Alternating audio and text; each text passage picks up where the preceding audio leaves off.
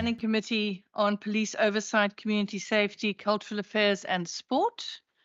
A very special welcome to General Patekile and his team from Sept. Before we commence, if we can just please start with a moment of silence for private reflection. Thank you.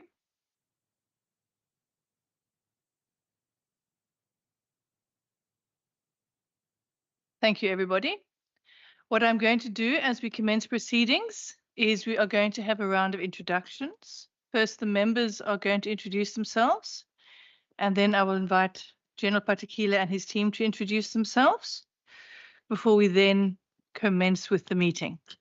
So to kick off, I am Benedicte van Minnen. I am the chair of the Standing Committee on Police Oversight. Thank you, Chairperson. I am Member Boyson, and I'm a member of the Standing Committee. Good afternoon, Chair and the police officials. My name is Benson Lensu, the member of this committee. Thanks. Good afternoon. My name is Peter Johnson, member of this committee. And if I can please ask our members who are online to please introduce themselves. Good afternoon, Chair and members. I'm Donita Stevens, and I'm a member of this committee. Good afternoon, Chairperson, honourable members, General and all officials. My name is Wendy Kaiser-Philander, and I'm a member of the committee. Good afternoon, Chairperson. Aisha Kasim, member of the committee. Thank you. Thank you very much. Have we received any apologies, Mr. Matthews? Good afternoon, Chair, members and guests. There are no apologies received. I think all members are in the meeting. Great, thank you very much. I also want to welcome the members of the media. Please feel free to do what you need to do to film, but I just want to please ask that you don't unnecessarily interrupt between people here. But please go ahead and do your thing. General, welcome. Thank you very much for joining us. We really appreciate it. If you could please introduce yourself for the record and also the members of your team. Thank you, Chair and honorable members. I am Lieutenant General Patekile, Provincial Commissioner. I shall hand over to each member to introduce themselves. Good afternoon, Chair and members of the Portfolio Committee. I'm Major Jared Damoy, responsible for visible policing in Western Cape. Good afternoon, Chair and members. Major General Foskell, Deputy Provincial Commissioner for Support Services. Good afternoon, Chair and honourable members. I'm Major General Makasarala. I'm the Deputy Provincial Commissioner responsible for crime detection. Thank you. Morning, Chair. Good morning to members, honourable. Good morning to my bosses. I'm Major General Jojo, the Provincial Head Legal Services in the Western Cape. Thank you very much and welcome to the meeting today. The purpose of the meeting today is we've requested you to please come and give us an update on essentially what is happening with a marked increase in violence across the Western Cape and what the plan Sept has put into action.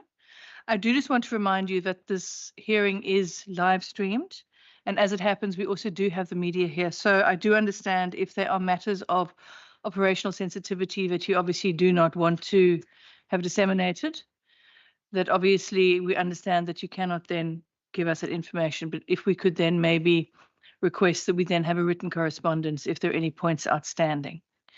So what I will do at this point, just thank you. Member Lensu? No, Chair. I wanted to establish whether indeed is the police delegations, the 5 daughters.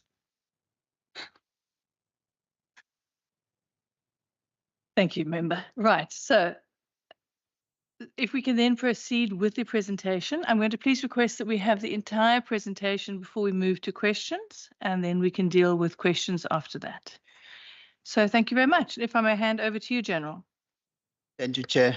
Thanks for putting us the opportunity to Major General Damoy will take us through with the presentation as upon invite that will focus on 4 issues that were highlighted in the presentation: the surge in the reported serious crimes and violent crimes across the province, the the response in the later stage of the violence and the engagement with other spheres of government and stakeholders to combat such crimes, and the human resource capacity, particularly in its crime detection and visible policing units to address the violent crime. Over to you, sir, and challenges. That will be the last one. Over to you, General Tomoy.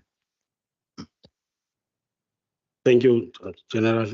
Good afternoon once again, Chair and honorable members of the committee. The front page, I think we can leave because PC have outlined it. The second page is just the introduction. That after the invitation, the Provincial Commissioner looked at those 4 issues. Maybe we can jump that slide, go straight to the points of agenda. The surge in reported serious crimes and violent crimes across the province and the influencing factors. The serious violent crimes are not confined to category of specific crime, but crime data has shown that there has been increase in the following 2 categories, which is taxi-related and gang-related, where we saw a remarkable increase, particularly during August. We tabulated the factors that are influencing the increase. When we talk about gangs, we said the release of prisoners or parolees and accused on bail. What we have noticed, whenever there are prisoners that are recently released or a couple of gang leaders that are on bail, you'll see the increase in terms of violent crime, in terms of shootings, because they want their space when they come back. Then the second one, we are saying inter and intra conflict between gangs over territory. There is conflict between different gangs. There is also a conflict within the same gang. For instance, in August, at the end of July, one of the gang members called Fabulas was released. From there was a fight between the gangs themselves, the same gangs. A conflict over leadership of gangs. They do fight about gangs, about who must lead after the leader has been arrested. Retaliation, where they want to pay revenge. Conflict over the illicit drug market. Members crossing from one gang to another. I'm not sure what they call it, but they don't call it floor crossing. But when they cross from this gang to another one, they also start to fight among themselves. Then there's one element that we are observing, gang amalgamation. American, for instance, say in a particular area with hard living, just come together with the typical example in Manenberg, where we can join hands so that we can fight a particular gang together. Then the causes of conflict in the taxi industry, which is in the main is Codeta and Kata conflicts emerge in Somerset West, Mfuleni, Armanis, Luzuko, Kailcha ranks based on dispute of taxi routes. The lack of management of the taxi, which we also indicated as one of the sources of the conflict, because what we are picking up, taxi ranks are not managed. What does happen, the government will build a rank or the municipality will build a rank. Typical example, one of Somerset West, where government will build a rank and then you will give to the taxi organization to decide. If I'm more powerful than you, I'm a Kata, for instance. Also, this is Kata rank. If you go to Nyanga, everybody will know that the taxi is a Kata taxi rank, which then if you are less powerful, I'll push you away. I think that that's one of the causes of conflict. With municipalities are supposed to be taking charge of the ranks. If I build a facility, I'm supposed to take charge of the taxi rank, not to outsource to the taxi organization. That's where they start fighting to say, you're not going to load here, I'll load here. But if municipality are taking charge, you will be giving rules. If this is my property, you are not going to operate if you don't comply with APC. Our response subs in all those issues, those main, that is gang and related, we have identified the 13 stations in gang environment, which are contributing 72% of our murder and attempted murder. And as a province, we started Operation Shanela 2 on the 1st of June with assistance of law enforcement agencies from Cape Town, City of Cape Town, which we deployed together with sub members 7 days a week. Then on top of that, we've got members from national to assist with the deployment in those 13 stations, which consists of 200 members. In terms of the activities, what we do every day, now we saw when we started Shanela 2, there was, at the beginning, there was decrease of murders in gang stations. But what we noticed when we started to have increase, we said, let's start with particular actions, which are coordinate searches in particular areas. Because what we have observed, these gangs, you can deploy 10 vehicles in one area, but they know exactly where each one of them stays. There will not be any incident.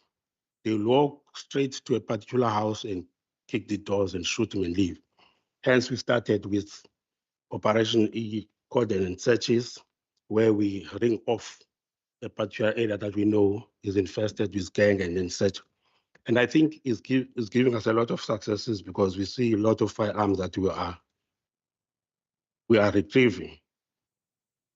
And high visibility operations we do, UVCPs at strategic points we do, continuous disruption operations at non-gang residents. We target their known addresses, those that we know. If we go to Steenberg, for instance, we target the addresses instead of just patrolling for the whole area. We execute search warrants every day.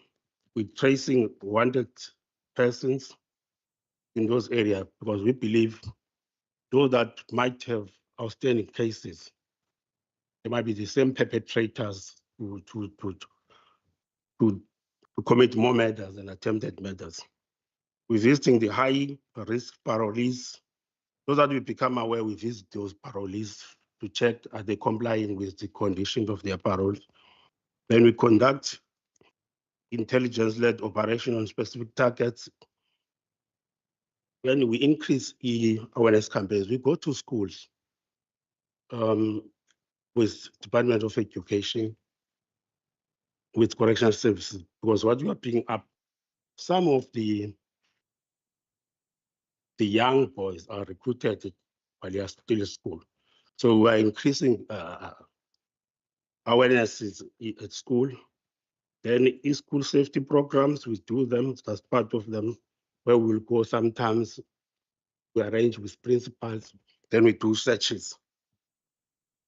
Then when it comes to taxi industry, we deploy all those units that is POPs in the non-routes, the proactive teams, crime intelligence, law enforcement agencies. I must say, in conjunction with the City of Cape Town, because operationally, we work together with City of Cape Town. Point of order. So I prefer us to finish the presentation. No, I understand. No, I just want to make a request that given the fact that even the font size used is too small, and for us to be able to make meaningful contribution, it would be important that at least we get copies. Relying on listening, I don't think it's in the best interest of any meaningful contribution and engagement. That's a request I wanted to make. Let me attend. Thanks.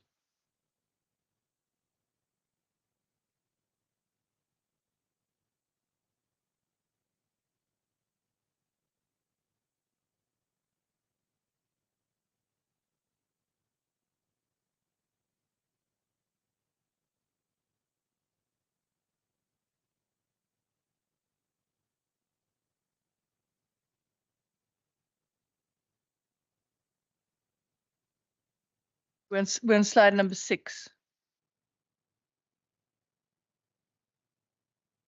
Right. You're saying what, taxi violence?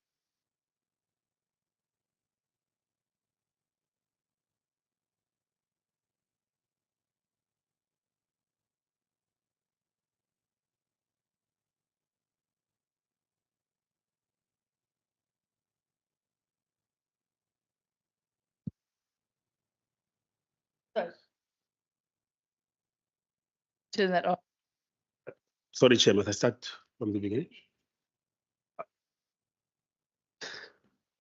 I was saying, Chair, we, together with State of Cape Town, when we prevent the taxi violence, we deploy together in the routes, in the known problematic taxi ranks, like Somerset, Makaza, Kailicha, to patrol those routes constantly. Then at one stage, because of the Somerset we identify Somerset as one of the cause of conflict. At one stage, we had to cordon it off for 24 hours. I think to a certain extent, it did yield the results because we could see for a few days there was no violence because we cordoned off, we're allowed to do that. Then we say convening an attendance of Peace Summit with the Department of Mobility and Santaco. We are also subs. But one of the questions was, what is it that we're doing with other departments? We do with the Department of Mobility, coordinate those meetings. Then we do intelligence-led operation on specific targets. Those that we know, I must say, especially during the month of August, because of when we got intelligence, we target certain taxis, and as a result, we were able to retrieve high caliber firearms like AKs. One incident that I can remember of in Makaza, where we arrested 2 males, where they said they were coming from KZN to shoot at the taxi rank, but we intercepted it through our intelligence. The Priority Stability Committee was convened so that we can share information where the Department of Mobility is part of it. Then SAPSEP engaged with the following stakeholders. We've got the Prof Joints, which is Provincial Joint and Intelligence Structure, where all other departments are part and parcel of it to discuss what else can we do. And then from the Prof Joints, we established different committees which are dealing with specific matters. Then in Department of Correctional Services, we work jointly because what we have discovered is that some of these attacks, be it in a gang environment or taxi industry, they are planned within the prisons.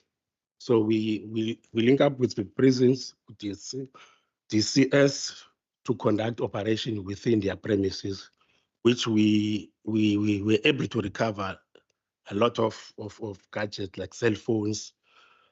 You can see they are being used from within the correctional services. Hence, we operate together with them. In State of Cape Town, I think we have mentioned that we have a campaign, joint campaigns with them to speak to youth at risk. Then to evaluate our actions, we do have what we call tech joints that we have with State of Cape Town on a weekly basis to evaluate, are we succeeding on what we are doing? Where our weak points, where our strong points, which we evaluate every week together with State of Cape Town. Daily Joint Operation Committees, that is now AGU, which is one of our units. We instructed them to have daily meetings with AGU is anti-gang unit, which they have daily planning meeting with the State of Cape Town. Then when it comes to subhuman resource capacity, particularly in its crime detection, visibly policing units to address violent crimes. We are using what we call 5-pillar approach, which is pillar 1 is intelligence gathering, where we try to find out what's the source of conflict. When we identify that part, we go to pillar 2, which is proactive, where we deploy. I think at the beginning I was talking about strategic position. We can only do that when we got intelligence that we gathered. The third one will be, we know this is a high profile prisoner. That's where we take this specialized unit to say, let's go. Maybe I should start with crime intelligence, that is provincial crime intelligence, and at provincial level, which is gathering all those threats. At station level, we've got what we call CIMAC, which is through dockets and through our system, they collect the intelligence that we can operationalize. Then at station level, pillar 2, which is proactive, that is when we deploy. When we have that intelligence, then we deploy to say, our problem is in that particular spot, because it doesn't assist us when we just deploy everywhere else. We have to deploy according to those threats that we can identify. Then we go to high visibility, where we deploy station level, specialized police units at provincial level. We just mentioned some of them, that is POPs, anti-gang, anti-economic teams, anti-economic extortion team, illicit goods. We also deploy in our borders at sea, where sometimes we got intelligence that some of other firearm might be coming through. We deploy at our shores. Then when we identify this one particular group is dangerous, then we opt for specialized team, which we call the combat approach, like your anti-gang, or TRT, NIU, Air Wing. Then now we're done with whatever we wanted, like we've made arrest. Now we go what we call pillar 4, which is now the detection arm. Now here are the cases that we have that we generated through arrest. What we do about them, we give to detectives, which is a detective at station level and specialized investigation unit at province. AGU, serious violent crime, there are special different units at provincial level where we said this case can be dealt with at station level. It's better when it's dealt with, depending on the circumstances. It's better when it's dealt at provincial level. Then pillar 5, we said just communication, where we communicate our successes. Those are 5 approaches that we are using currently to deal with this violence, be it gang or taxi-related. Then, Chair, I think in your correspondence, you indicated that we should also mention what is our challenges, which we've done in slide number 12. We started with taxis. What we are seeing, taxis are not effectively managed. Taxi ranks are not effectively managed. I think at the beginning I made an example about who's supposed to be controlling ranks instead of taxi association controlling ranks themselves. The owner of the taxi rank is supposed to be in charge of the taxi rank and putting conditions if you want to operate here. We also saying the enforcement of regulatory framework associated with taxi industry. I think maybe the capacity that is not sufficient to be in all those routes to see the transgression so that they can be enforced, particularly when it comes to mobility. Then we're saying the environmental design is one of our challenges currently. I'll make an example about people that were killed. There were 4 people that were killed in Muizenberg.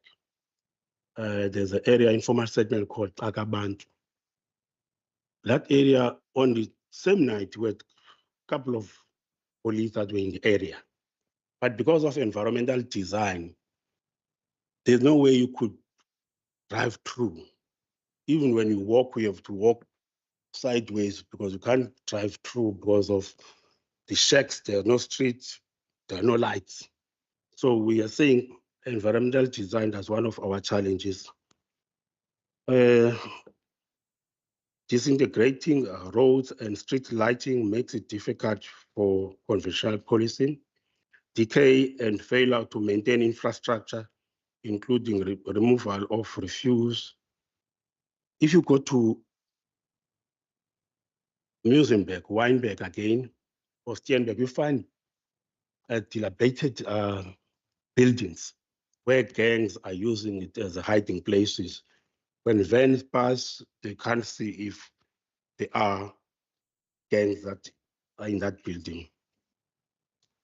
Sometimes incident will occur in view of CCTV, but during investigation, which is pillar 4, during investigation phase, we only determine that that CCTV is not functioning. A typical example was in taxi rank of Mfuleni, where 4 people were killed. They were very new CCTV. One would hope is working, but when we wanted to retrieve it, only that time that we were informed, actually it's not working.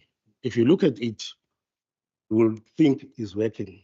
So it could have assisted a lot if it was working, or we could be able to identify the suspects, but because of it's not working, we couldn't. Victims sometimes are not willing to register cases. Witnesses are reluctant to provide witness statement, we know, because of fear. Later reporting of the incident, impact on investigation, and victim not willing to be placed on witness protection. We do have this program of witness protection, but because of you will be out of your family, you'll be out of your associate, outside, then a lot of witnesses are not prepared to go, or they will start for a couple of months and then come back and say, no, I don't want to go there, which is a challenge for us. One of our biggest challenges is high level of truancy. School dropouts leads to recruitment of gangs. These dropouts in school, they are a fertile ground for gangs to recruit from. If you go in Manenberg now, you go to Steenberg now during schooling time, let's say 10 o'clock, you'll be surprised the amount of kids that you'll find roaming the street that are supposed to be school. That's why the gangs are recruiting. You go to Delft, you'll find a lot of kids that are roaming around the street while they're supposed to be at school. Ineffective addressing of root causes of gang violence by government and non-governmental organization. We're not accusing government, but we thought, for typical example will be, if we arrest this particular gang, we will think the violence will be down or will subside. But unfortunately for us, which we are still lacking wisdom in that space, instead, when you take the leaders, these small boys or the lieutenants, they fight among themselves about leadership. While we're thinking we're assisting in a way, and unintentionally, we actually causing another conflict to come up. Absence of lack of facilities to address mental and physical medical challenges, as well as drug rehabilitation. I think we all know we do have shortages, especially in the city of Cape Town.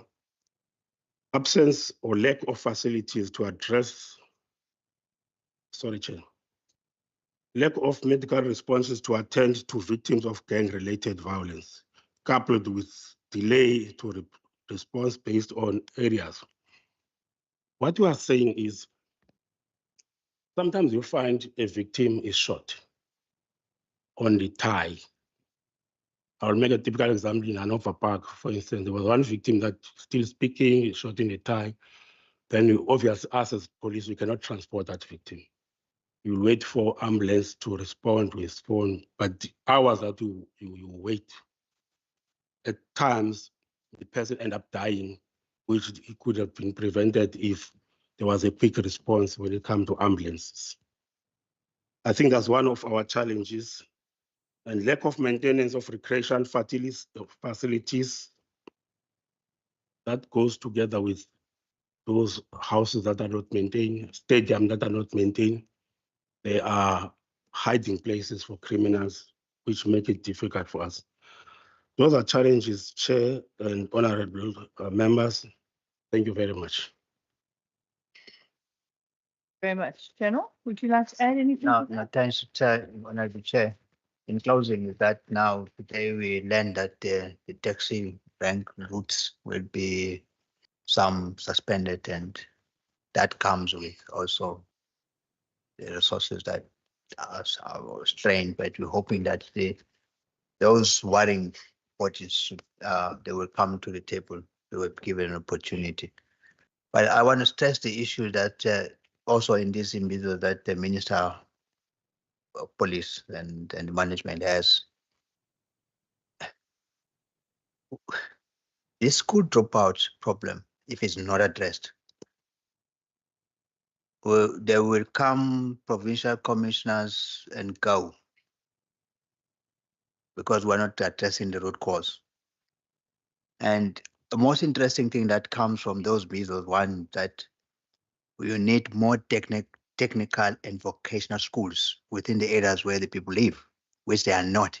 Then if they are there, then maybe they are not adequate. Or to respond to the challenge, enormous challenge we have ahead with us. For example, I was in Kraaifontein 2 weeks ago, and where you found that even now the areas that have been structured and developed, they are now decaying because somewhere the cause of the problem on the streets is water that's running around, but it's not there because people have now squatted or built in the areas where these systems that our drains should have been moving, and now it cannot be repaired. As I was speaking to the people, I think those are some of the things that now you've got to wait. There's a vehicle coming, and you are responding. You can't respond because it's not that person that is waiting because he's got choice, but there's pothole, there's no road. Now you have to respond to an emergency. It's getting more burden on us. Where if we can have a situation where those things are attended to, will assist us. I mean, the response time, there is prompt response in some areas where we understand the issue of the rapid increase on the informal settlement, but it has to be attended at one stage because it's where the problems are. And we've been saying this all the time, but we are going to be saying it until, because this is a problem. And when it's dark, we can't patrol, and we can't move with the vehicles or either on foot when it is dark. So those are the things that we think we need to really assist at. Lastly, I want to emphasize this issue of the taxi ranks. Those are the government properties. And there's no way that now we let by the way, there's no difference between the gangs and the taxis. They are just gangs, all of them. They fight in terms of theft, in terms of leadership. And the theft of the taxis is the taxi rank or the route, while the theft of the gangs is about drugs and not by using guns. So if we take that control of the ranks and people must manage it, their job is just to transport our people from there and in the areas that have been allocated to, and they comply with these rules that are set in that. In the absence of that, then you mustn't be in it. I mean, I was asked at Century City. The one in Century City is well managed and everybody's behaving. Why can't the same happen right around the city in all public taxi rank and bus terminals in the areas of the K flats. It can be done because we're also there to ensure that the law is maintained, but we must start with the control of the rank. They should not be taxis that are controlling the rank, because now they say, now you're not coming to this rank because our rank, they're not paying for the rank. They are not doing anything, but they are now law unto themselves, which cannot be allowed. Thank you, Honorable Chair. Thank you very much.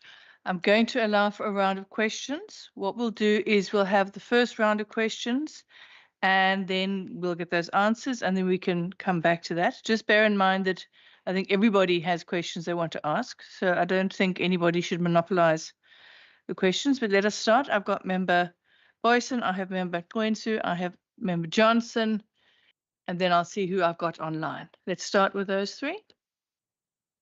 Thank you, Chairperson. Chairperson, firstly, we appreciate the presentation, and we appreciate Lieutenant General, particularly you and your team coming up. I know that there's a lot of work out there, but you've set a time aside because of the importance of this engagement.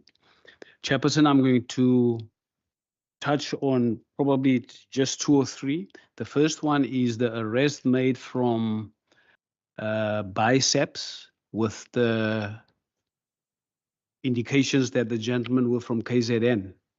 I think the Makassar arrest, that the gentlemen were from KZN. It takes me back to what we've read in the newspapers of the unrest of KZN in 2021. In the media back at the time, there were also reports that a lot of weapons got stolen in KZN. My question then is, does Sept believe that that might have a link from weapons also coming from KZN into the Western Cape? And then also, Chairperson, there was also a referral made to border control, especially sea borders. Again, in the newspapers, we've read about truckloads coming in from Namibia with weapons.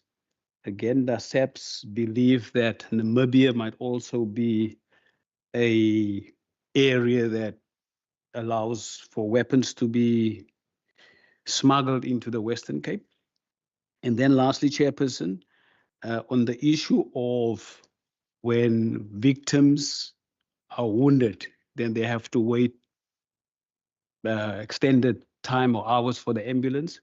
I want to come back, Chairperson, to when we engage with EMS, the ambulance guys will tell us that they have to wait for police to escort them into these hotspots. Now, my question based on that, because now Sept are also telling us they wait a couple of minutes too long for the ambulances, then I think, Chairperson, that is an area where there needs to be some engagement. Because if Sept is on the scene where a victim is lying down, surely Sept should then release a vehicle to go and escort the ambulance back, because we're getting this picture that ambulances rely on Sept rely on the ambulances, but then we need to address that. Thank you, Chair. Thank you very much, Member Kwensu. Thank you very much, Chair, and also let me welcome the presentation from Sept's officials. Let me start off with the matter which I raised just a light joke, right? For the record, Chair, the police delegation, which is male dominant, for me cannot be left unchallenged. That can't be. We do not have crisis of women police in South Africa in the Western Cape. And it's a matter which I think the committee and even other levels which are relevant, we need to take up. We can't have a male-dominated institution after 31 years of democracy. That's the first point, which I think it was important to reflect. I was not going to sleep at night without having confronted this problem. The second one, which in fact, I attempted to analyze your presentation and I came to the conclusion that it is in two parts. There are areas where you have control over, the areas where you don't have control over. Given the fact that now is about a year and a month since you, together with the City of Cape Town and the provincial government, you signed what was described as a cooperation agreement, I would like to understand, given this surge of violent crime, what advances perhaps have you made, since you signed this agreement? Because this agreement was forcing about the cooperation of the city and of the provincial government, the sharing of resources. One is deeply interested, given that the context. You raised the issue, slide what? Where there are human resource capacity. The issue of the intelligence, you've got about 5 pillars. And from time to time, you report that some of the operations were intelligence-driven. What is the current state of the intelligence in the province? And its capacity, therefore, to potentially prevent some of the activities, including the issue a member memory have just raised. Because where I stand, if you had an effective intelligence, you'll be able at least to avert some of the operations. As you're aware that day in, day out, illegal firearms are used as a weapon of choice. If I will use how you have been coining it, including circulation of distribution of drugs. So in that context, what is the current state of the intelligence in this province? And also, gangs. I would like to use the same approach in respect to the question about the state of the gang unit, the anti-gang unit in this instance. And I understand that, okay, let me leave that one. It was on camera. On the question of what you call environmental design, out of 10, how would you rate the impact of the environmental design on your effort to prevent, combat, and investigate crime? Out of 10. Well, this is important so that we can be able to engage with other communities and other departments in this instance as a basis to respond to this question.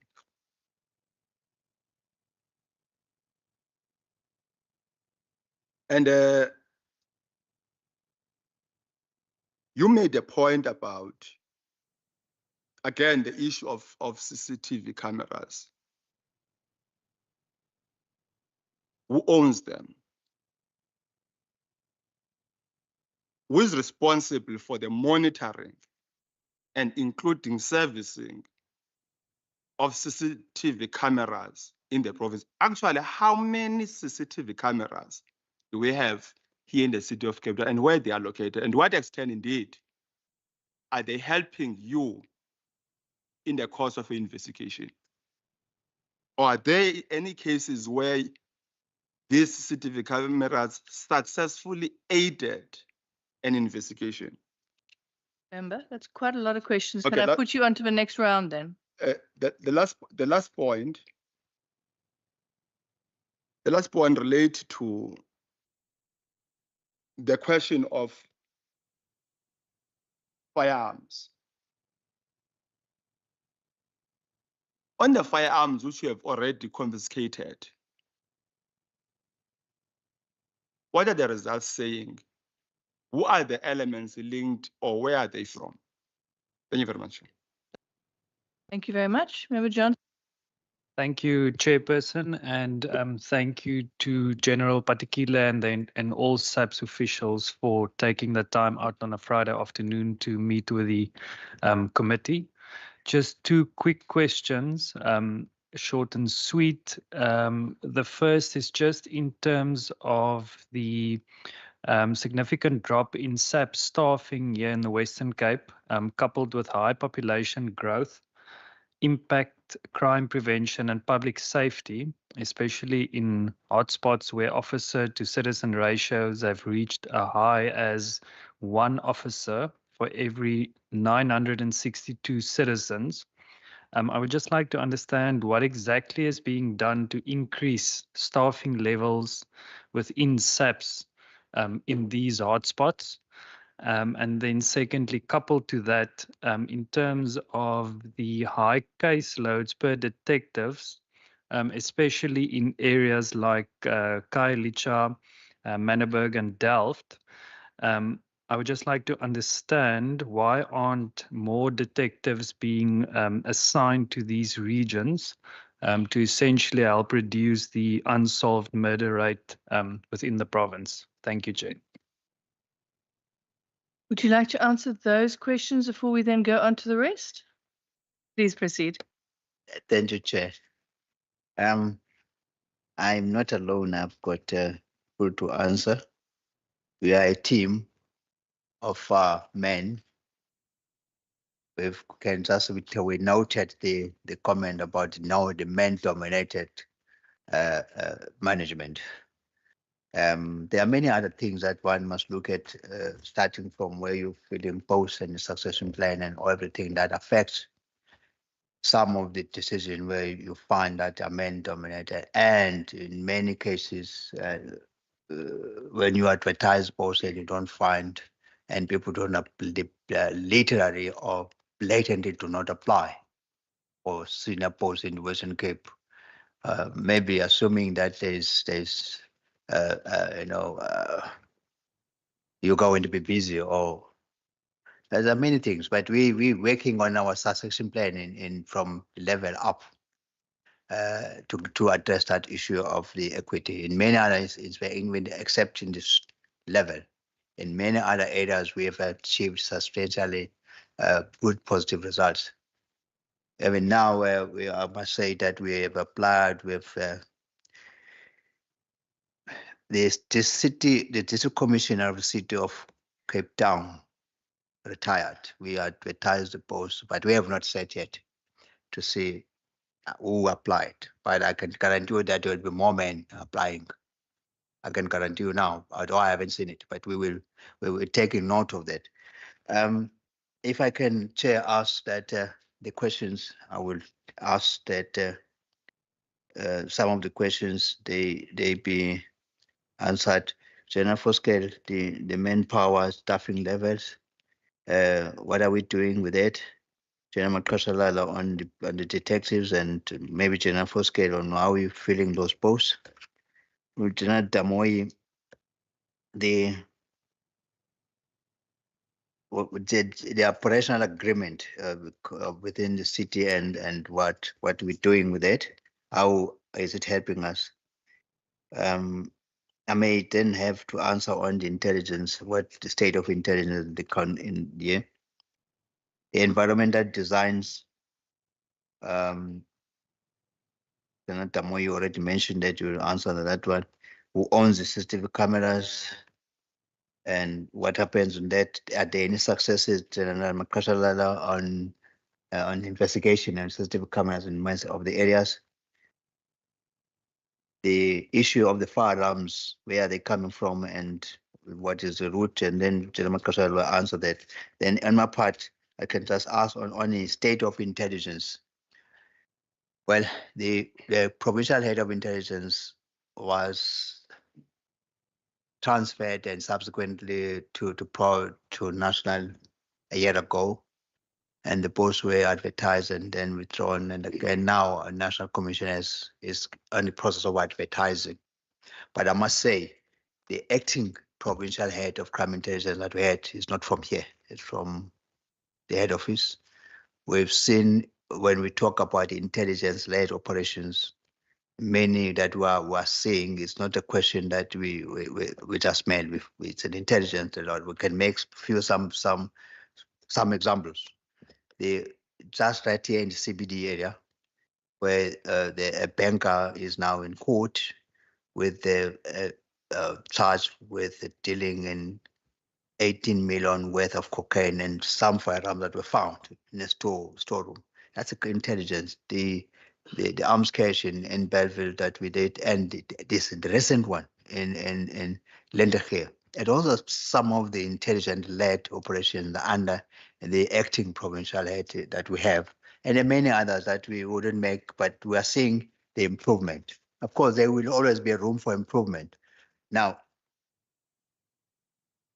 we hope that that post will be filled, and National Committee has committed that the post was a national competency.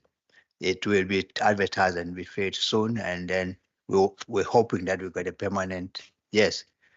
Now, question is the state of currently of the intelligence. We with what the lockdown 3, we also get additional intelligence from other provinces that are around here, because there are a number of things that we look at when we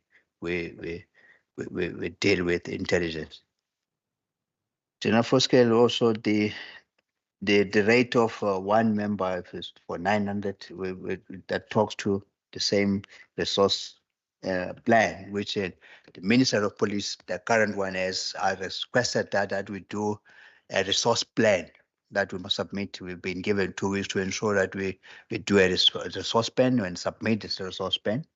And we hope that somewhere, but I must indicate in the same breath that as we fill in, we train the members, we send members to the training, there's more living and getting employed elsewhere. Our main culprit is the city of Cape Town and the private institutions. But we'll continue because they are not really lost when they're in the city of Cape Town. Now that there's corporate agreement, they come from the other door. So those are the kind of issues that we're sitting with. That's just beside the ones that are retiring. The attrition takes its own course. And we're dealing with what we have, and so that all the time, what the National Commission has also given additional 200 members in the lockdown 3 that are here with us, assisting us in the 13 gang stations that were identified to be contributing about more than 70% of our gang-related incidents. Thank you, General Tamoy. Thank you, General. Mine is, to what extent is the cooperation agreement assisting us? On the operational side, we've got 9 streams. We will be concentrating on the operational side work stream. As I said earlier, the city of Cape Town is deploying in those areas that we got a problem with, in terms of law enforcement, in terms of metropolis, in terms of traffic. Maybe the situation could have been much worse if they were not part and parcel. As I said, we work together to add warm bodies on the ground. I think to that extent, it does assist us operationally. With other work stream, I think there are still areas that need to be fine-tuned, but operationally, in terms of crime, it does assist us a lot. Thank you, Chair.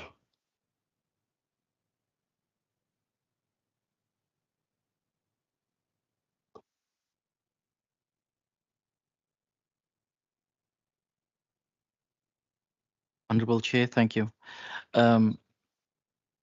With regard to the staffing levels, so it is a reality that SAPS as an organization took a knock with our staffing levels. I think one of the biggest aspects was around COVID-19, where we stopped, in essence, basic training for 2 years.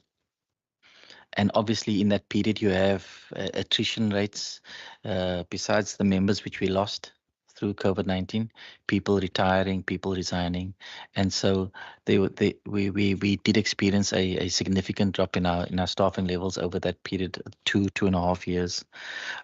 Subsequent to that, there was an initiative driven by the state president where we started what was commonly referred to as Project 10,000, where there was a directive given that we should train as much as possible, up to 10,000 constables to address that kind of losses that we had experienced over that period of time.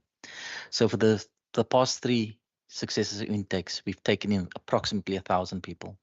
Obviously, there is attrition that we experience still as we go on, but we've taken in approximately 1,000 people, and we've got approximately very close to 1,000 people still in the college at the moment that will be coming out as at the end of this middle of December. What is positive too, we are busy with an intake as we speak, or a recruitment drive as we speak for constables for the next year again. We haven't got our final allocations, but it will be a significant allocation again to address the shortfalls which we have. With regard to the detectives, and I think that's probably then one of the environments where we are experiencing we were experiencing the biggest shortages. Approximately at the last parliamentary question, I think it was 850 to 900 approximately we were short in the Western Cape. And that's due to a number of reasons. One, it's not necessarily the environment of choice. And there are obvious reasons. Those that are working in the uniform are able to get allowances. They get night shift allowance. They get public holiday allowances, etc. Where the detectives are kind of working straight shifts or 40-hour weeks. So there's an element of it's more lucrative, or there's the potential, especially for the younger ones. It's their greater earning potential. I think what is positive in that SAPS management has taken the decision that there will be an allowance paid to the detectives as of the 1st of October. They will be receiving an allowance, which will obviously the attempt is to kind of address that shortfall and make the environments more attractive to the young ones. I must say what we've been able to, and that was roughly approximately a 25% shortfall with the detectives in terms of the raw numbers.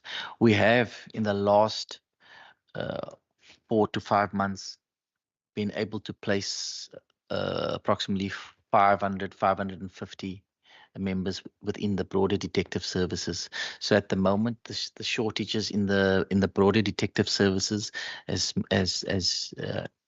decreased from about 900 to about 420 approximately. There's still a shortfall, but it's something we're working on as we speak. Jen, I think that's it. Thank you.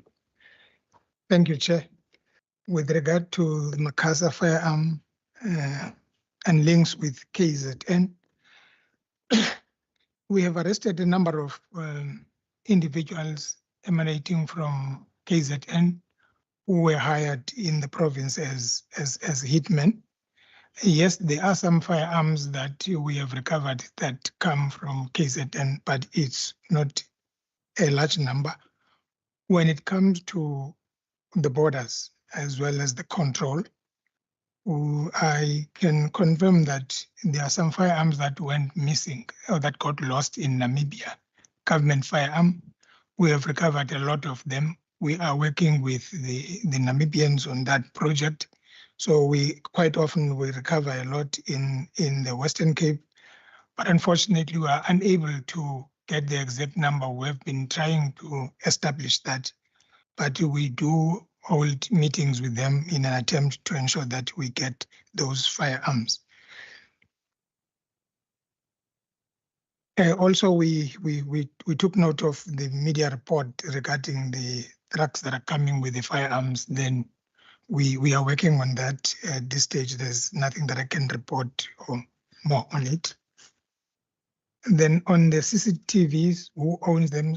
The majority of them are owned by the municipality. When we were appearing before the premier, we indicated the faults with regard to the CCTV. I think it directed the MEC to get the number of them that are not working, but we are not in a position as SAPS to provide what is the exact number. When it comes to help, yes, the CCTV cameras, they help us a lot. So that is why we now and again we complain for those that are not working in the location. There is a lot of them around. Unfortunately, all those that are in town, we have never had a situation where we hear that they are not working. It's a number of them that we've noticed in the location where incident took place. I think it's 3 in the new taxi feud. It's 3 in the location, apart from the Mfulen one that took place near the cameras. But unfortunately, the cameras were not working. Some are owned privately. On the firearms and the results, maybe I need to indicate that from April to date, we have recovered more than 900 firearms, which is a very big number. And a number of people have been arrested. Yes, we do trace them. Some are untraceable because the serial numbers will find that they've been filed off. Where do they come from? Some firearms, obviously, they come from the security companies. They are lost by security companies, the firearm dealers, as well as private firearms. That is, those that are owned by individuals. It's a lot that we are recovering in the province, and to a lesser extent, those that are owned by government, that is SAPS, SANTF, as well as municipalities. Yes, we do recover those that are not registered with CFR, that is Central Firearm Registry, and we are working on that one. We're working on that problem.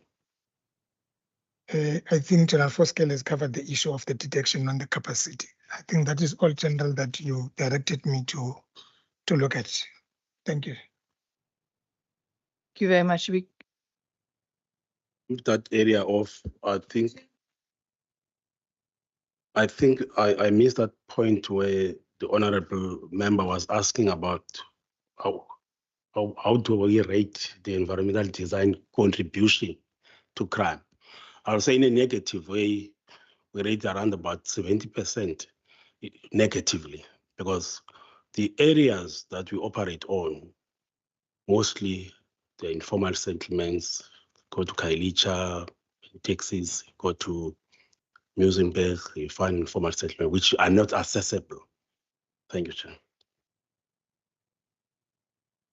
Thank you very much. I've got 3 members who've been very patiently waiting online. So it's Member Stevens, followed by Member Kaiser Philander, followed by Member Kasim. Member Stevens. Thank you, Chair.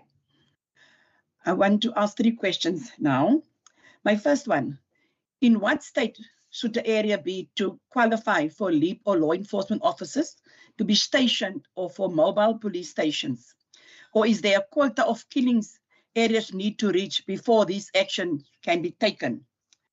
And why is Kraaifontein not on the list of gang-related crime areas, where 14 people, including children, were gunned down over the past month up until yesterday? And how is technology like surveillance systems, shot spotters, or data analytics being used to prevent future mass shootings? Thank you, Chair.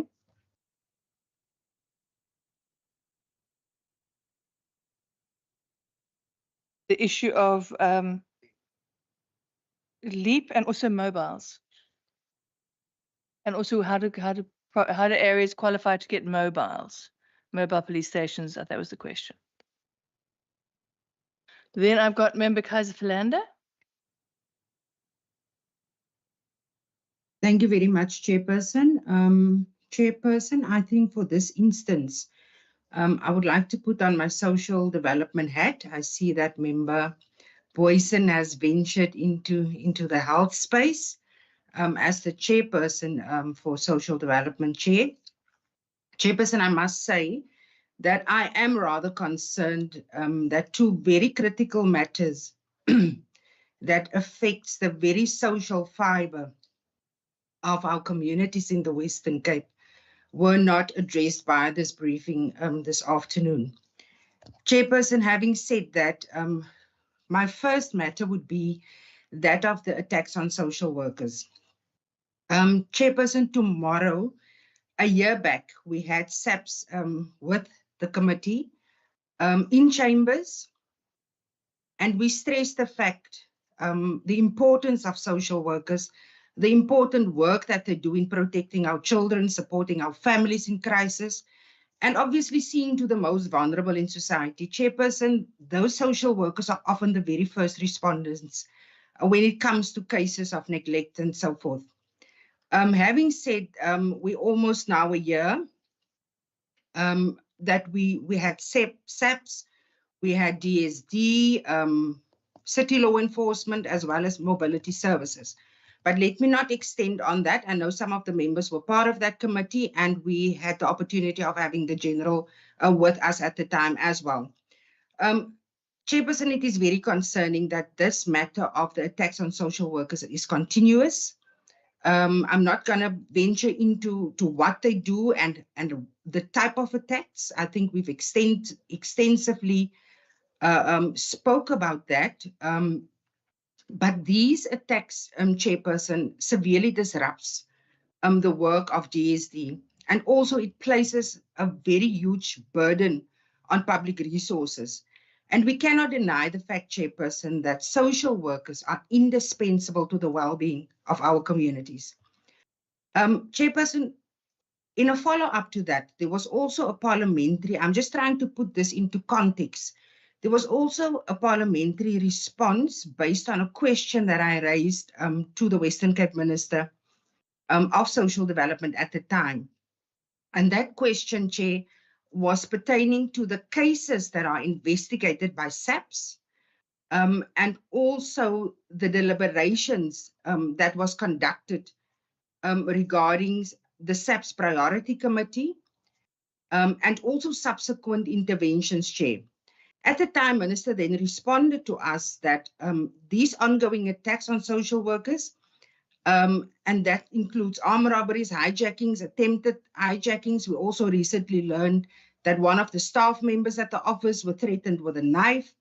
And what we got back, or the information that we got back, is that these threats and these attacks on social workers are being discussed at the Prof joints, and that case numbers, Chairperson, were provided as well. And there was also confirmation given that these cases are being investigated. And also, importantly, there are intelligence collated to these attacks. So today, Chairperson, I want to take this opportunity, given the critical importance of this matter. How far are these cases? Chair, we've also learned that there was cases closed due to a lack of evidence. So I would want to ask General Patekile and the SAPS team this afternoon, since our engagements that we have, what proactive investigative strategies did SAPS implement to ensure that these cases lead to successful prosecutions? That is the one part, Chairperson.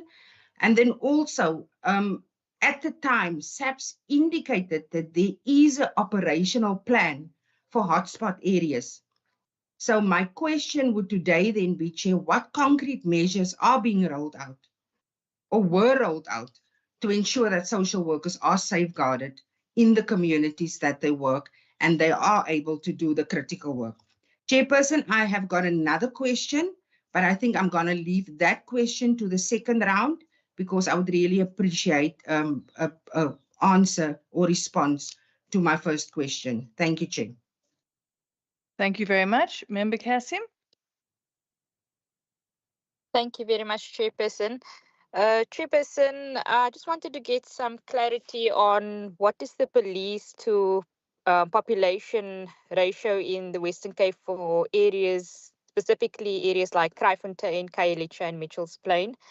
And then with regards to the anti-gang unit in the Western Cape, more especially in the metro, what are some of the major challenges that the unit is facing, especially looking at the reality that not many drug houses are being shut especially in the Cape Flats? Is this unit well capacitated to deal with the organized crime by gangs that operate in this province? And if that is the case, how then do you explain the ongoing killings that are taking place in the Western Cape, specifically in townships where people are killed on a daily basis in their homes and in the public? I'd also like to get an understanding on the anti-gang unit and SAPS as a whole when it comes to those deployed into gang-infested communities and the understanding of the POCA Act, which obviously criminalizes gang activity. And I'm again emphasizing the same question that I emphasized in last week's committee meeting. There's an anti-gang unit and there's an anti-drug unit that deals with drugs and gangsterism, and SAPS employees are obviously deployed to tackle gang activity in those areas. But at the same time, some of those are deployed in those gang infested communities, are encouraging and influencing gangsters, and in fact, creating some type of tension between gangsters and the residents, especially during marches. And I emphasized this last week as well. By openly saying on the public platform and on media spaces that it's not a crime to be a gangster, basically influencing even youth that it's okay to be a gangster because it's not a crime. So I think that that email has been sent to General Patikile and to some of the other officials as well. I just wanted to get an update on that specific issue of the official that was deployed to the Mitchells Plain March last month, who created tension between gangsters and residents of Mitchells Plain when he said in front of a self-confessed gangster to residents and to youth that it's not a crime to be a gangster, so you won't touch any gangster. What is the follow-up or what feedback do you have in terms of that? And then also, Chairperson, as I conclude, at the march in Mitchells Plain last week, SAPS locked residents, including members of parliament, locked them up in the town centre parking lot and said that they can't march against drugs and gangsterism unless they expose their faces and take their mask off. And this includes Muslim women who are wearing parda. I was part of that march along with members of the PA and members of the EFF as well, and other community organizations who were locked up for 30 minutes in the parking lot. We were, like I said, we were told we can't march unless we expose our faces. And when we are told that we need to expose our faces, we are exposing our faces to criminals and to gangsters. And now you already have residents who were scared to come and march, who were scared to be part of that march, and now police are putting more fear into them by asking them to reveal their faces to gangsters. Shortly after the gates were opened, after the SAPS opened the gates, after everyone were forced to reveal their faces, gangsters started intimidating residents. Oh, so you are the ones who are standing up against us. I know where you live. I know who you are. So I want to check with General Patikile in terms of the safety of residents when it comes to these types of marches and these types of programs. Why are we being forced to expose our faces? And then also, I wanted to check, General Patikile, what background checks are done on those who are deployed to the anti-gang and drug units? Because a lot of them are just so involved with these drugs and gang activity. Thank you, Chairperson. Thank you very much. I can also just quickly add a couple of questions on the end of that round. The issue of convictions, it does appear the conviction numbers are very low. I know you don't control the courts. I was an attorney in a previous life, but I just want to understand how one could go about improving evidence gathering and presentation in order to improve the conviction rates there, because that is a concern. Also, I'm very interested in the issue of the taxis and the taxi rank management. I actually come from Somerset West, so I know very much what's been happening in that space. So I'm very interested in what was said about that issue. And then finally, I read a report, a Transglobal report on the issue of ammunition getting into the gangster market, so to speak, and that a lot of this ammunition is currently emanating, in fact, from private suppliers, so to speak, people who are able to access legally large amounts of ammunition, including security services or security companies, who then appear to be on-selling that to people in the Western Cape. If you could maybe touch on that as far as you're able. Thank you very much. Thank you, Chair. The same will apply on investigation. But I want to say the last honorable speaker that was not before you. When in terms of the Gatherings Act, you give us a notice, not applying for permission. You give us a notice that you are going to apply, you are going to march or protest in that. there is a section 4 meeting that set out the rules of the engagement of that march. And in that march, then you set the rules, and those rules must be stick to. They must be complied with. Now, the second point where you do not apply, you do not give us a notice. Now you are marching on the state, which the law says we must now guide you and give you rules how you're going to march there, because we didn't have that planning committee to have an agreement. So in that one, we have to give you rules. Part of those rules, you must be seen. You can't be on a face mask and all that. We understand the religion, but the religion also doesn't say close your eyes and only eyes that you can see. That's not what it says, because you must be seen. And that one we were enforced it, because when something happens, we are always having in the back foot, because the people that are in a mask, they close their face, and the people are not closing their faces. That's an issue, and that we set the rules. If you do not go to the section 4 meeting, giving a notice where we agree on those settings, because then there's an authorized officer who will, and the responsible would say these are the rules of this march. But where you march without that authority, which you can, it's your right. But we set the rules. And among those rules is that you are not going to not be identifiable. And it's unfortunate, if you're not complying with that, we may have to arrest you because you're committing an offense. The taxi rank and management. Who owns the taxi rank? I want to believe that it would either be the city or mobility or public works, but that's a government. Somebody has to provide that. Somebody has to employ people, not elect people to be the employed people who will look after those facilities and set rules for those facilities, so that there is order in that space. General Kasala on the ammunition from where they come from, to answer that question, and how to improve the detection rate and conviction rate. The issue of the anti-gang, what are the major challenges on the anti-gang? Then first, you can say what has been done to increase the numbers in the anti-gangs. And the issue of the cases on the social development, which has been a thorny issue also in our meetings with the communities that we had the engagements, the lack of social workers in the spaces that there aren't any. And so we will ask but I don't think that stats is available, but we'll ask to say how many, what's the conviction rate, why some are withdrawn with lack of evidence. The criteria of the mobile police stations, well, it's normally when the communities request that service, and we do our work study and see that it is important. For example, now in Honorable Boysen in Blettenberg Bay, the crack, yes. Yeah, so the people, they are now requesting because it's far from anything.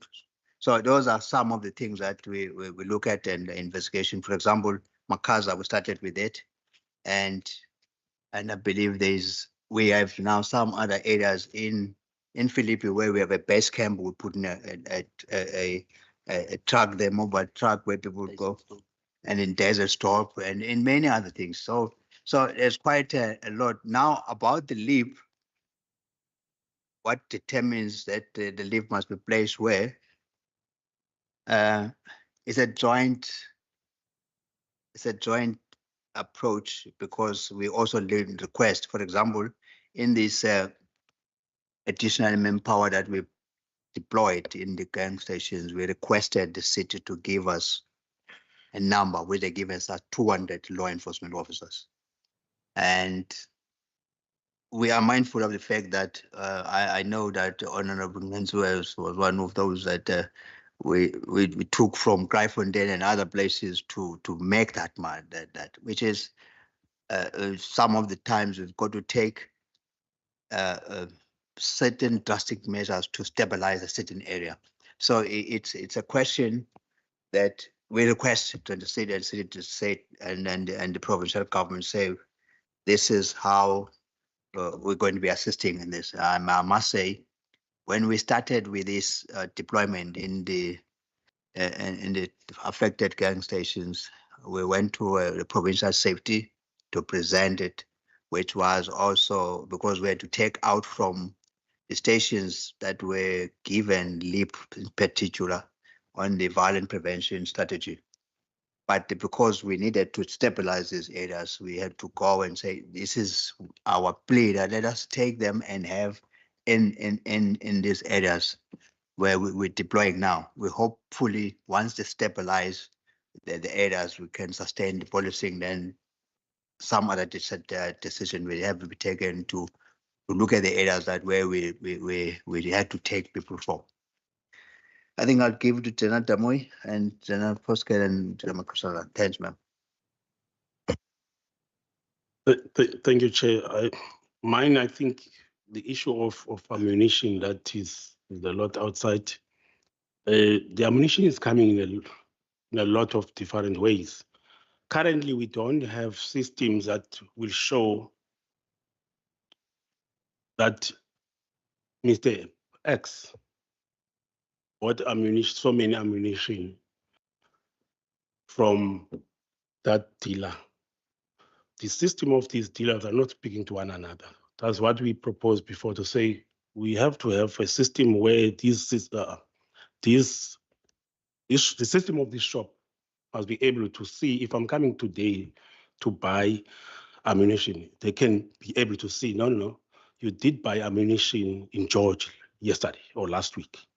As we speak, we don't have those systems are not speaking to one another, which is one of our proposals that we made to our principal. The other challenges that make ammunition to be more available outside, there are people that are using what is called kits. You buy kits, you can manufacture your own ammunition at home. Yes. So that is also a challenge that we're still sitting with. I think that's the only one that you said. But on our side as SAPS, what we are doing, we do inspection on those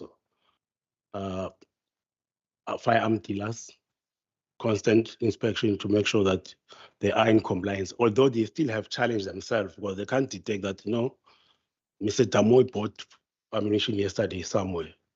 I can only see what is here. So I think that's a challenge that we're still having. Yeah, I think that's from my side. Not for scary. Yeah, and that policeman who said there's no to be a gang, it's not. Don't even have that information. No, I think that one I can take. I think the honorable member raised when we were in the portfolio committee with myself and Prakashalala. We requested to the member to give us particulars of the member, and we indicated on the same meeting that that is unacceptable. We cannot, as SAPS, encourage members to say you can join gangs. That's not an offense. But I never received that. I'm not sure we talk about the dissent, but we never received that. I'm still appealing to say the member should give us the particulars of that member, which we condemn. However, on our side, we did go to that station in Chasplay to ask around who was that member. At this stage, we didn't get any name, but we want to encourage the member to give us the name of that member that was there. It was unacceptable, so that we can take internal processes. Thank you, Chair. Thank you. Thank you, Honorable Chair. With regard to the police to population ratio, I think, Chair, we don't have that information available readily. We will be able to provide it to the committee. I think just one thing I want to add with regard to the police to population ratio. And I've on previous questions that we've received, I've noted each and every time that it is slightly deceptive, because if you limit it simply to a police station or policing precinct, it doesn't take cognizance of the multitude of services provided by specialized units that work across boundaries. Typically all your specialized detective branches that are focused in certain areas, your FCS units that are located specifically within those areas are not per se part of the police station, but they work across a particular set of boundaries, or policing boundaries.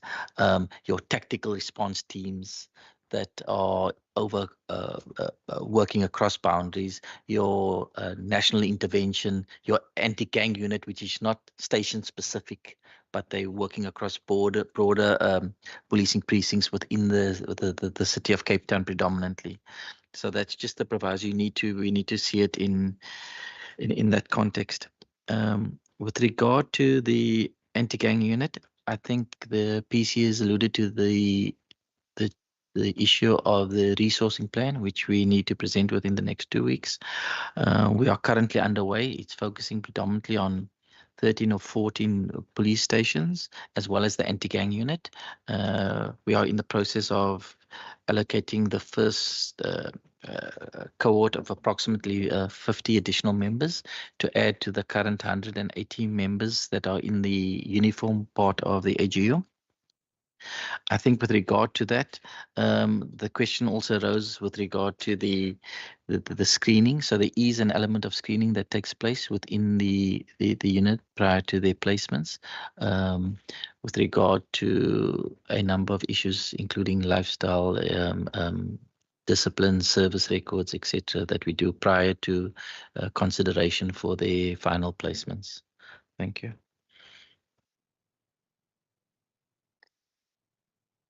Thank you, Chair. With regard to the attacks on social workers, we centralize the dockets and they are investigated by Serious Violent Crime Unit. Also, we've got crime intelligence that are serving as part of the team. We have identified groups that are involved. And we recently, if I can remember, arrested 4 people, and we've got some seizures, that is vehicles and firearms, but the investigation is continuing.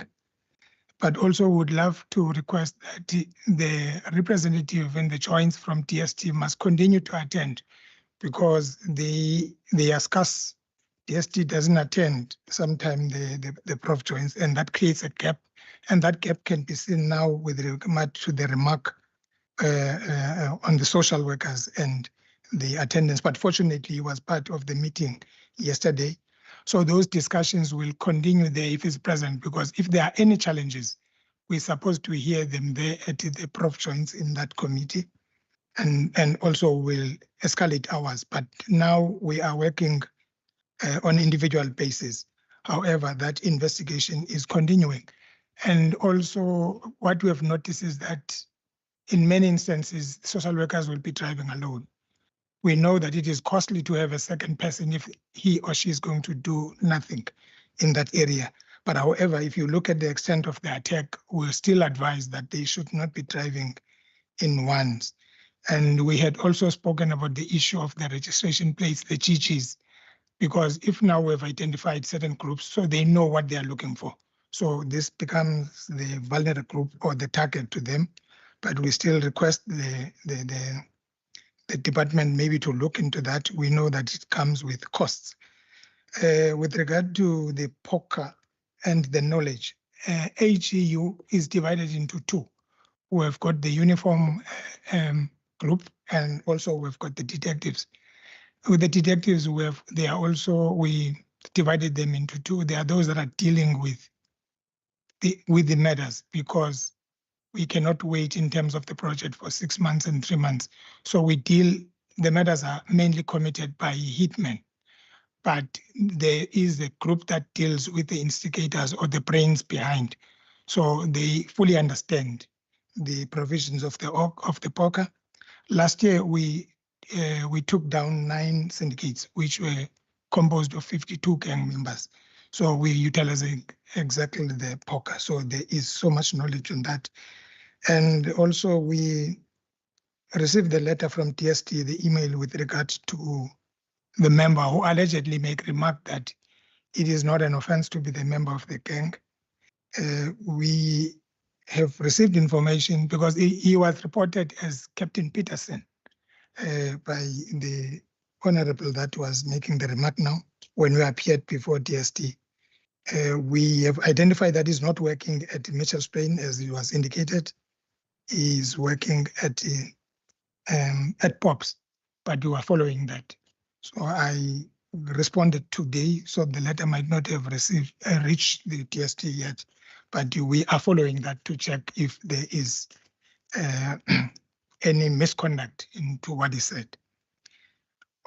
Coming to the conviction rate, I'm not sure on which specific crime, because we categorize the crimes. Yes, we would love to improve the conviction rate in all crimes.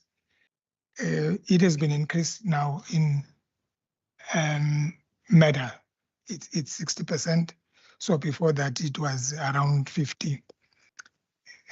But we also, if people would submit to witness protection program, because it becomes our serious challenge, because many witnesses are killed and the cases collapsed. You will remember the notorious Para who had killed 23 people, that we had 4 people with witness protection program. 3 of them jumped, and some of them, we took them to other provinces to hide them. But after some time, because of the delay in cases, they came back to the province and they were killed. Subsequently, he had to be released until he was shot in the Eastern Cape. But also the information, it can help us to ensure that we take more cases to court. So when we've got more cases to court, obviously the conviction rate will improve. But looking at the serious crimes or violent crimes from April to date, we attained 18 life sentences that we got, apart and others that are ranging from 5 to 20 years imprisonment. Thank you very much, Chairperson. Thank you very much. I see we have 25 minutes left of our slot, so I'm going to do a final round of questions. I'm not going to say please keep them short, but I think let's bear in mind that I think that SAPS probably has a difficult weekend ahead, given what we've heard. So at the moment, I have got Member Cassie, Member Philander, Member Boyson, Member Gwensu. Right, it is those 4. So let's start off with Member Cassim.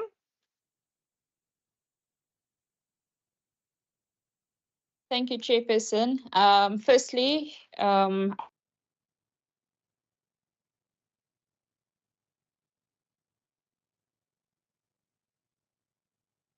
I did immediately submit that information on the same day of that committee, and it was received by the committee, and I got a response from SEPS to notify me that they received my email. And then secondly, in terms of the previous question, is just a follow-up. I was hoping that you were going to give a response in terms of protection and safety of residents who are risking their lives going into these, participating in these marches in the community and being intimidated by gangsters while participating. But the focus was more on the actual residents and those participating in the march against drugs and gangsterism, painting them as thugs. If you don't take off your mask, you would be arrested. I would have appreciated, and I think all of us would appreciate a response in terms of the safety and protection. So if you can just speak around that, especially when it comes to marching, residents risking their lives marching in the community against drugs and gangsterism, especially when the gangsters living next to you or in your backyard. And then secondly, I wanted to check with the killings in Kraaifontein and Mitchell's Plain, among other areas. What is the arrest that were current? How many arrests has currently been made? How many guns has been confiscated in these 2 specific areas, Mitchell's Plain and Kraaifontein? And then also in terms of drug houses in the last year, I'm going to say for the last year, because for the past 2 years, I've been trying to get a a decent response from both SEPs and the minister as to how many drug houses has been shut in the last 5 years. But if you can at least tell me in the past few months or the last year, how many drug houses has been shut on the Cape Flats? Thank you. Thank you very much. Member Kaiser Philander.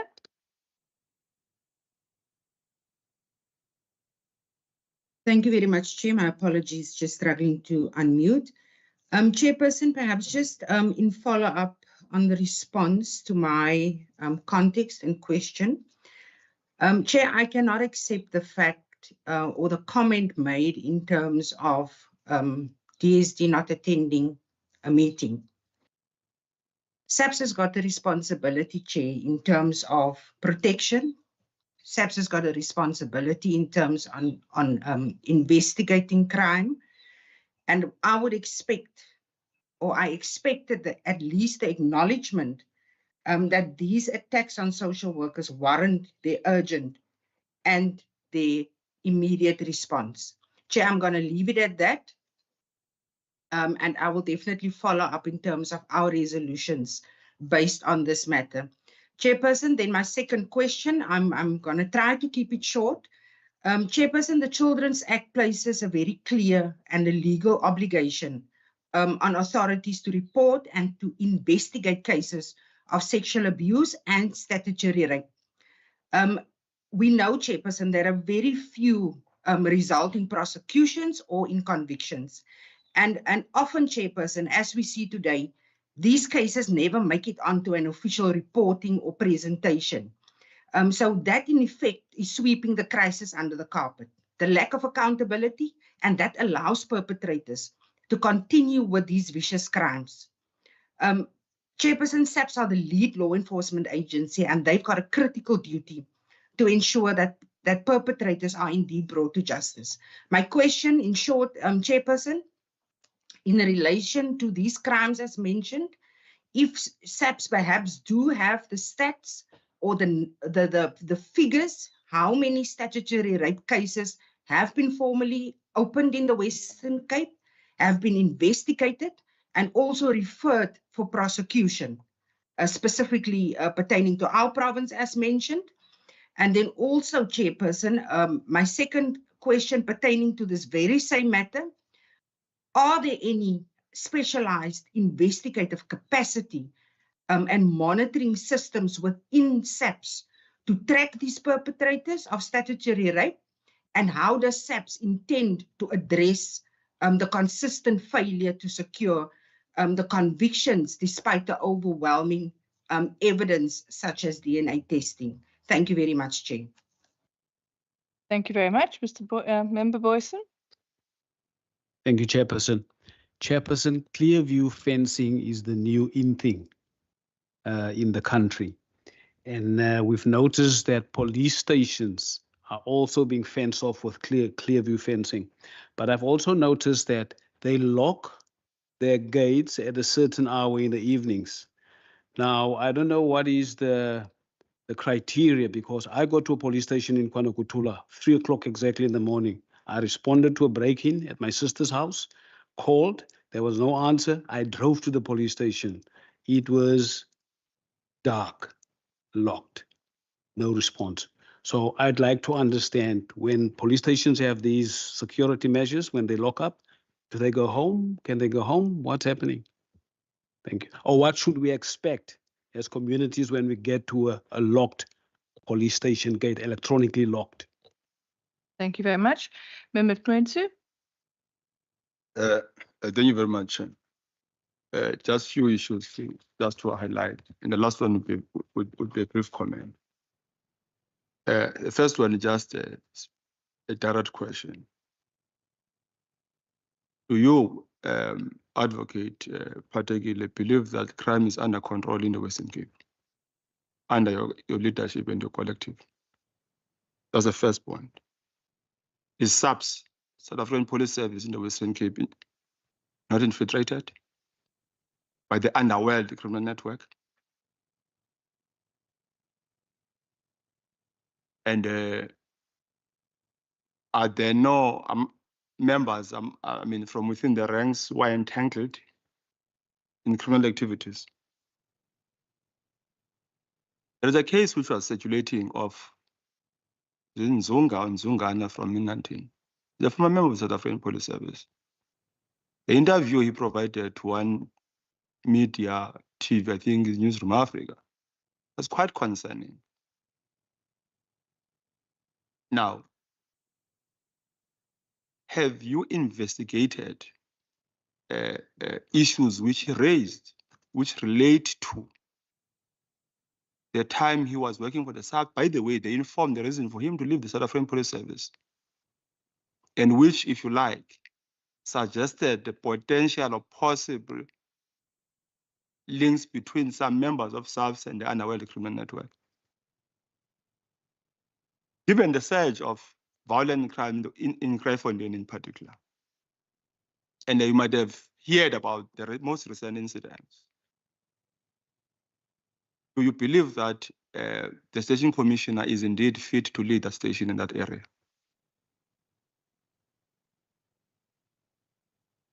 There are reported firearms which are missing in the hands of the city of Cape Town. There are about 31 of them. Is there progress in respect to that? Finally, I perused your the presentation from the introduction, and what is termed as response as well as challenges. Let me start with the challenges. Whilst I agree with your challenge, there's one challenge which I think I don't know why it is not mentioned here. It's taxi conflict, gang-related violence, combined taxi and conflict and gang-related violence. But I thought that perhaps you're going to elevate the chronic crisis of resource constraint you are facing. I thought that you're going to elevate that particular question as the challenge which you are sitting. A significant drop of members. I visited more than 15 police stations across the province since I was elected to serve here. And all of them, with no exception, they complain about staff shortage. They complain about vehicles. By the way, out of 10 shifts, 2 would have a data typist. Effectively, men and women are made, who are supposed to be outside, are made to do clerical work or admin work. So I thought that in this community, we're going to elevate that particular question. By the way, also, Madam Chair, men and women in Pal East are made to make turns in cleaning police stations because they are not cleaners. And I thought that perhaps we're going to elevate it. Provincial Commissioner, the presentation and the posture, its content and the posture does not suggest that indeed you appreciate that you are in a war with gangs outside there, with high level of intelligence and resources than yourselves. For instance, I wish perhaps you'd be able to answer this question about Amoy. On what you term as SAP's response to this latest surge in violent crimes, what is it that is new, right? You are bringing in as a response that you did not have previously, the past 3 or so years, no months. For instance, here you talk about deployment in just the last paragraph in terms of what, under the subheading, in terms of taxi conflict, deployment of POPs, meaning in a taxi rank precinct. For the past more than 2 months or so, we've been facing the challenge of minibus taxi conflicts or conflict in the minibus taxi industry. Yesterday, or the day before yesterday, there was shooting and the taxi owner was gunned down at a taxi rank, not anywhere else.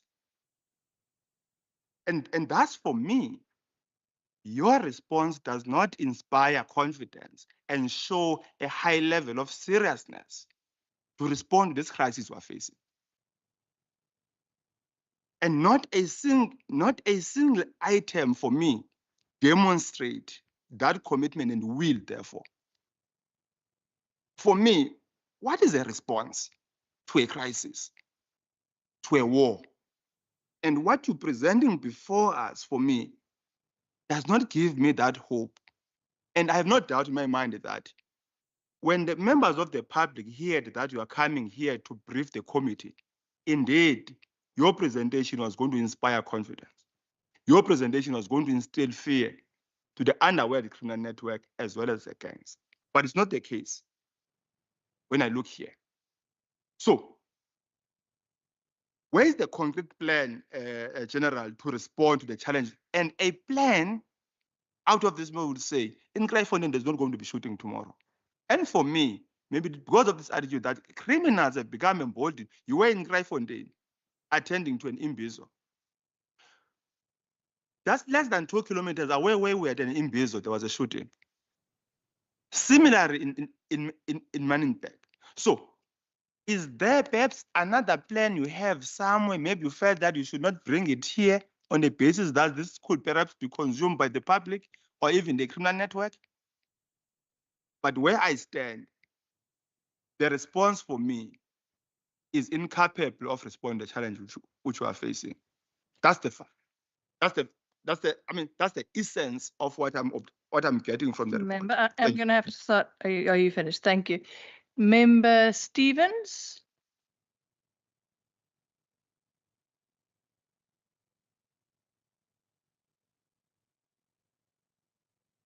Member Stevens. Thank you, Chair. I also didn't get a proper answer on my questions, Chair.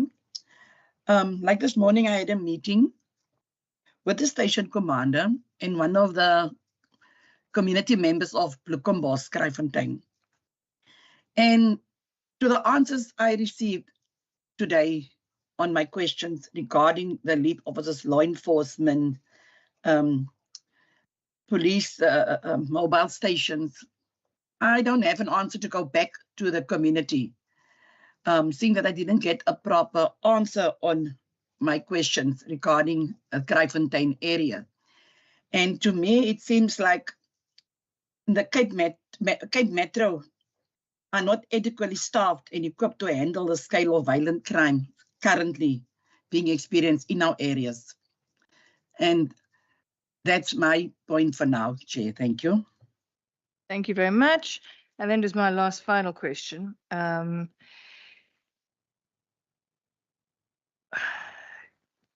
General, if you could, what would you think is the most important thing that would be necessary in order to try to curb the increase in the availability of illegal weapons, essentially?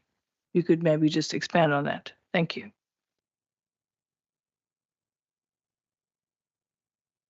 Chair, as I mentioned, we will have then share the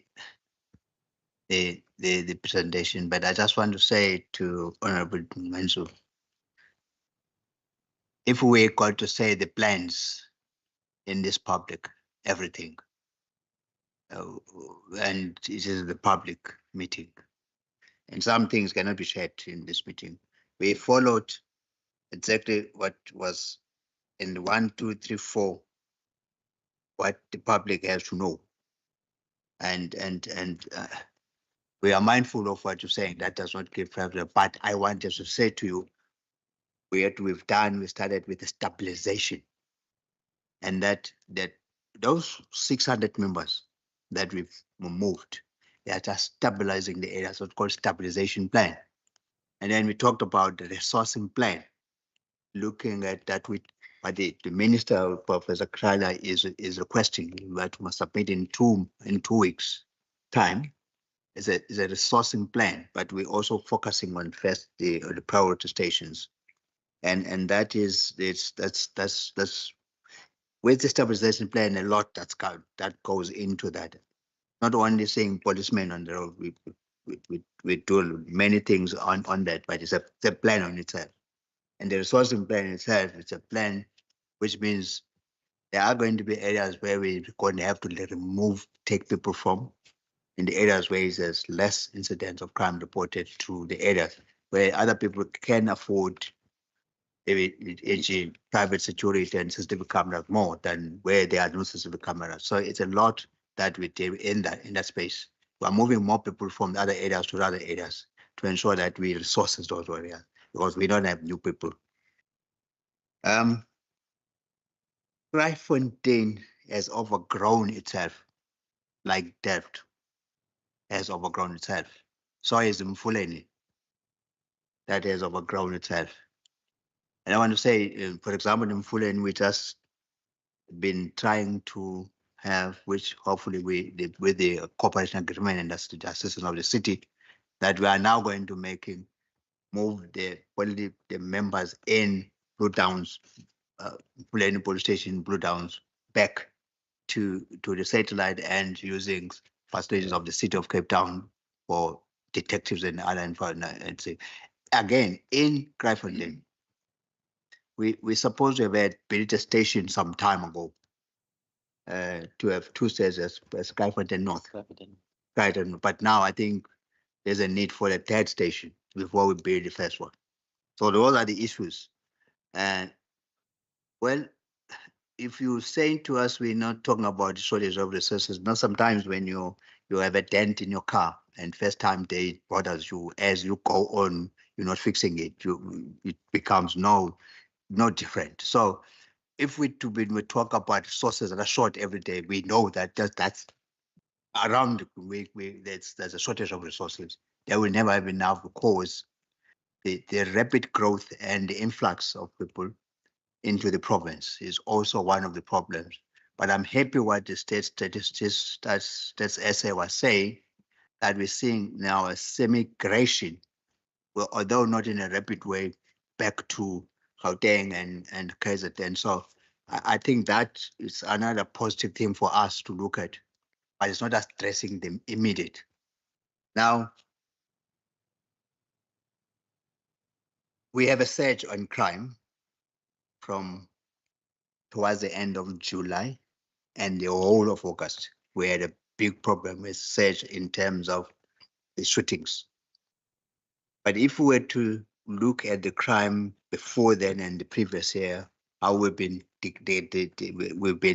making success in terms of numbers of cases that are on the most feared crimes have been declining. By this particular end of July and up to end of August, we have had big challenges, and we've stated what the causes of those challenges in as far as because the shootings, the mass shootings, it's gangs and people that are released on bail and all that. So General Damoy will speak, and General Boskel will speak on other issues. I don't know if I've talked about Kraaifontein. Kraaifontein, do I believe that the station commander is it's a matter that we'll note. It's another human resource issue that we can not give again an answer now, but where we go in terms of statistics of the crime, and we've seen the decline, but now we're seeing the upside, the coming of that. Where we need number of cases on statutory rapes and all that, I don't think we have that stats now. I think I would say confidently that we need to submit that in writing to you, Chair, because we won't have that information now to audit. But General Kasala will talk on that generally.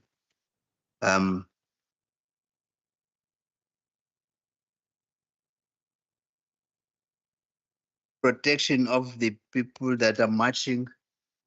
That's why we got policemen there in the march to protect them. But if any person has been intimidated, must open a case. And it's going to assist us because now we go straight to that person to say that is the person that we investigate there to arrest that person. As long as this intimidation are not reported, they're going to continue as if it is normal, which is not normal.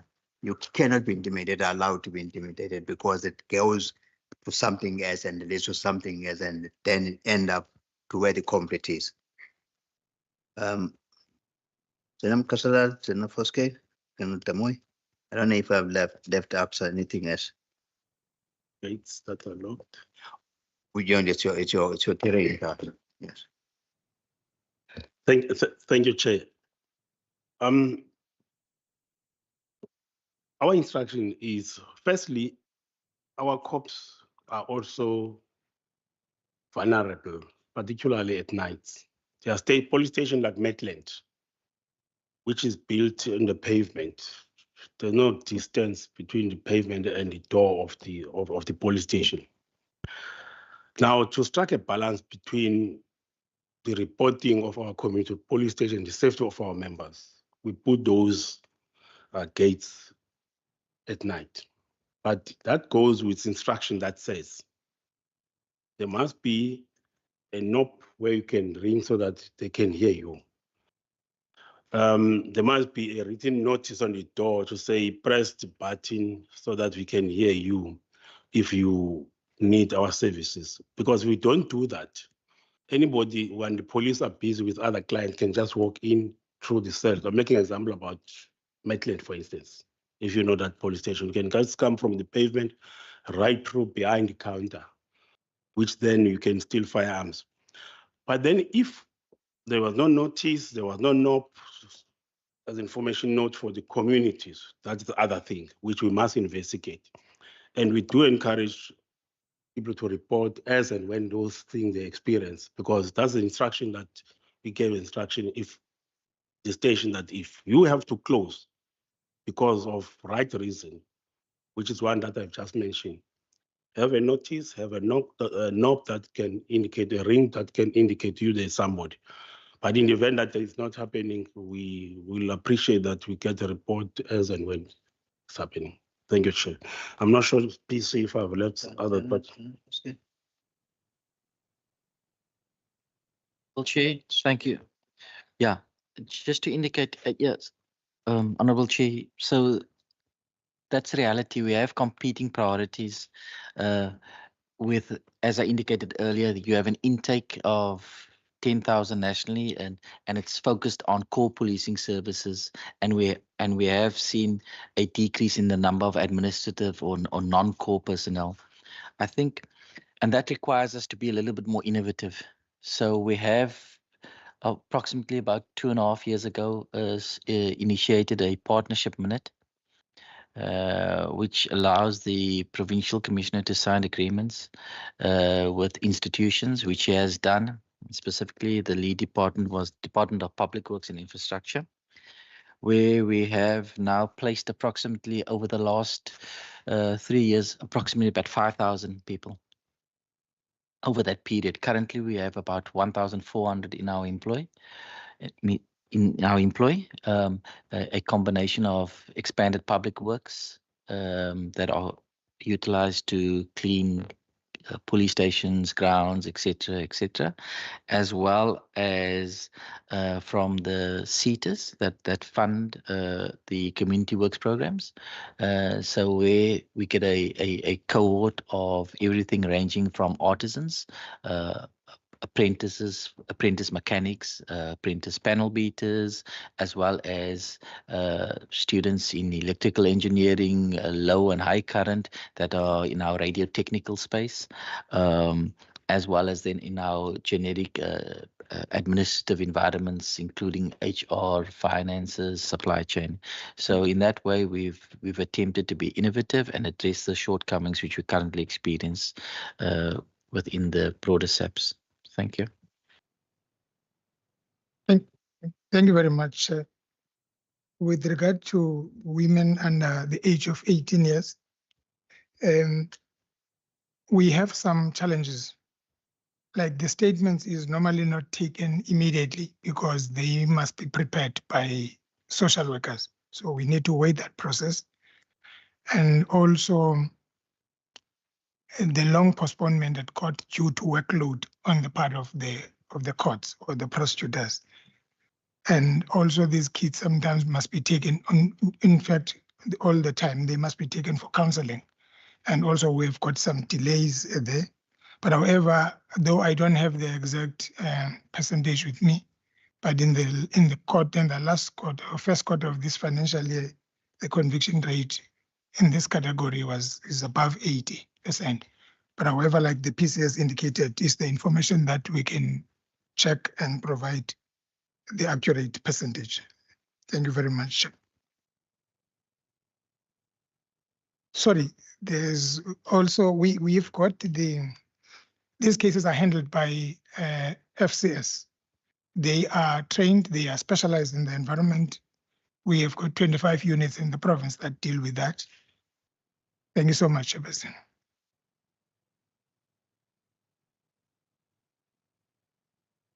Honorable Chair, there was one question about, is the police infiltrated by criminal infiltrated? Well,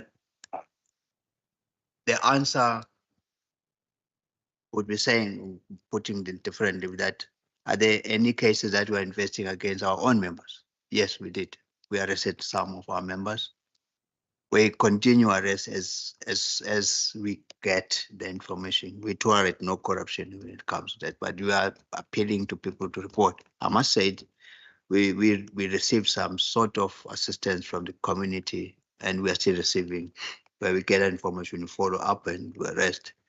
No, we do arrest our own, and some of them they've exited, some have been convicted, exited the service, some have been dismissed in the service, also that were found wanting. But it's a matter that you need all of us to monitor and make sure that we get people reporting that those incidents. We would like to purify and clean the service. That's what we were determined to do, but we need the assistance on that one. Where we found it, but I must say, the majority of our men in blue out there, they are dedicated members that are doing the utmost, and some of them, they even laid down their own lives in the protection of our democracy. Thank you. Thank you very much. We have reached the end of our slot. I really want to extend our very greatest thanks to you. Thank you very much for being here. Some of the questions were blue-ticked, Chair. Some of my questions were blue-ticked. I'm not sure whether was that deliberate or not. Members, General, you did say that some of the questions would need to be addressed in writing. Am I to understand that some of the matters you did say also were of such a nature, but you don't actually want to put them into the public space at this point? Thank you very much. So thank you very much for being here. We really do appreciate it. Hopefully everybody can work together going forward to deal with this issue. And just as I close, I just want to say that we do actually have tea and coffee and I think some snacks for you if you have any time to do that. But thank you very much. And thank you very much to the committee, to everybody who was here, the media, thank you very much. And on that note, I will close the meeting. Thank you.